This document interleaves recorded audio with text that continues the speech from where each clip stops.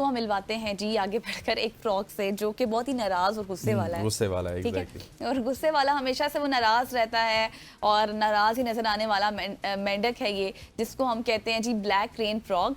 और जनूबी अफ्रीका के साहिली इलाकों में पाया जाता है ये ब्लैक रेन फ्रॉग। अपनी मुस्तकिल वसीली शक्ल के बाइस इंटरनेट पर इस वक्त बहुत ज़्यादा फेमस हो चुका है, जिसको अभी इस वक्त आप स्क्रीन पर भी देख सकते हैं। और ये मेंढक ज़मीन के अंदर सुरंगें बनाकर रहने वाला जानदार है जो उमूमन बारिश के मौसम में बाहर निकलता है, बारिश को एंजॉय भी करता है।